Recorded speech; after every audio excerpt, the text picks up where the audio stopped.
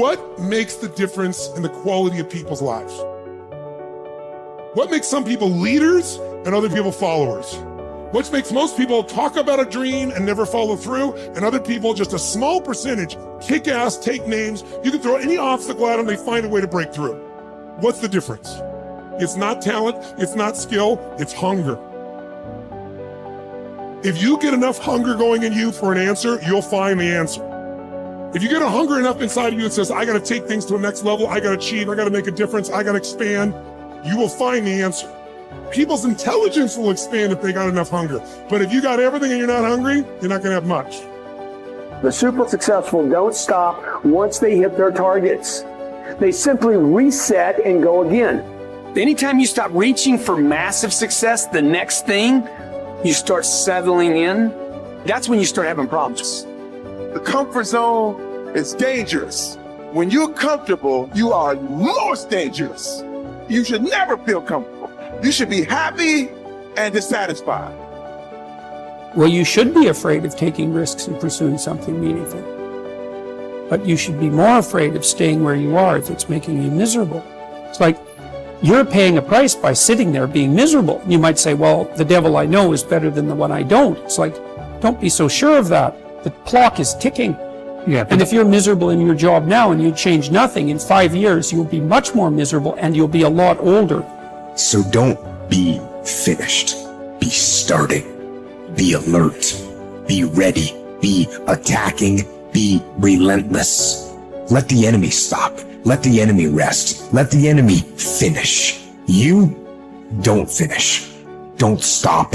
Don't rest. Not until the enemy is completely destroyed. You are excellent. Now stop playing small. You are excellent. Stop playing small.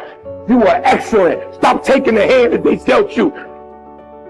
Take ownership. If you can get all A's in the class, do it.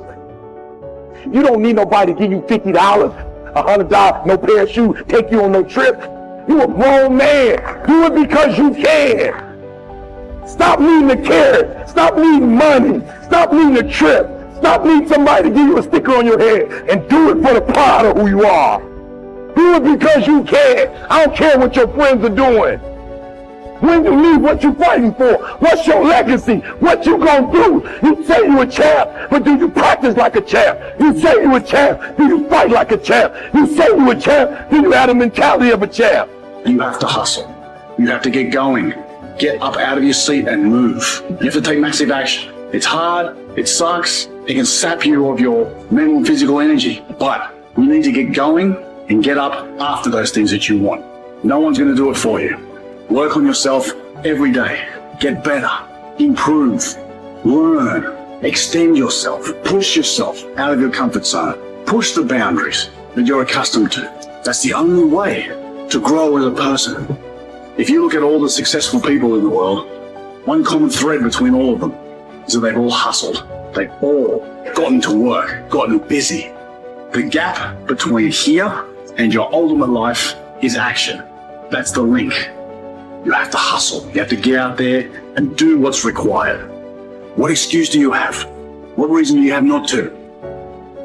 Turn this video off, get out there and get to work.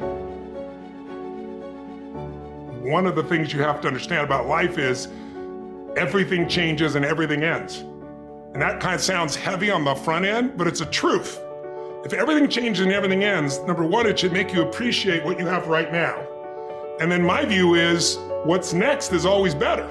If I make it so, it's my job to make it so. And so I think, for me, I look at it and say, when you said genius is a young man's game, I think that's total bullshit.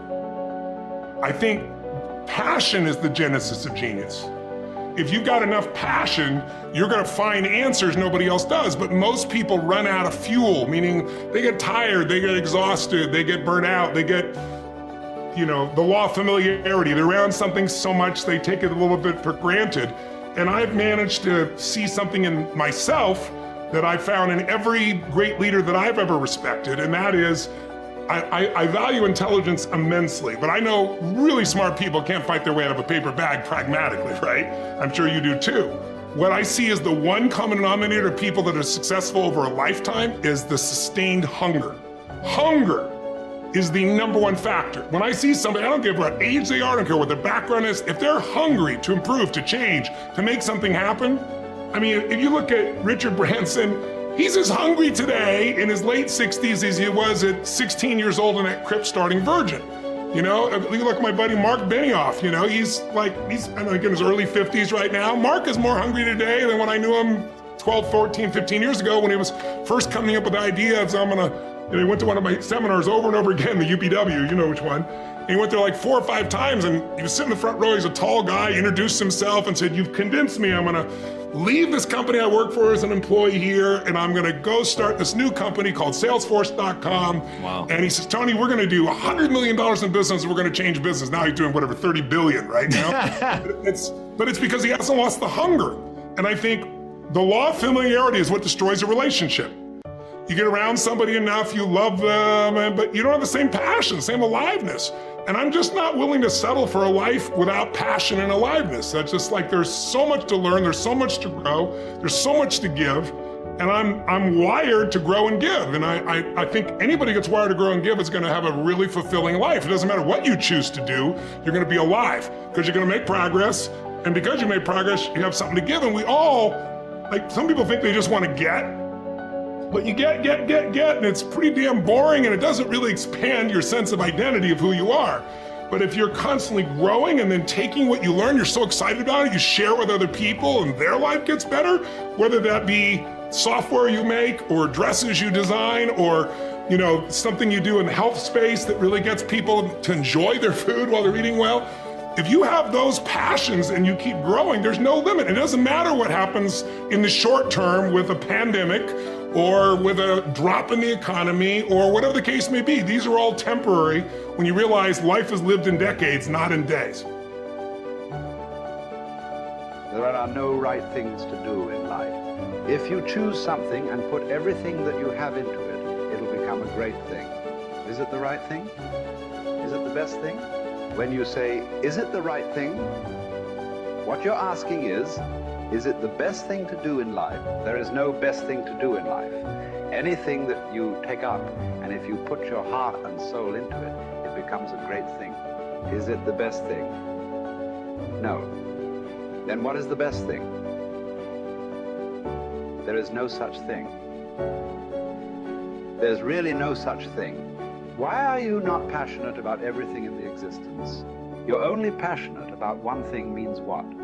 You're constipated. That's what it means. So, see, idiots do things that they don't like to do, suffer for their whole life because they think it's needed, or they think it's their duty. Intelligent people do what they love to do. They enjoy their life to some extent. But a genius learns to do what is needed joyfully. That's when your genius flowers, because it's no more about you. Now there's a limitless way of looking at life. So every aspect of this rally, or many other things we have done, I don't even have to tell people that this must happen, this must happen, this must happen. A few things, yes. The rest of it, I just make it up in my mind. I know it must happen. And it will happen. Not because I'm exercising my will over the world, because I'm just fulfilling the will of the world, that's all.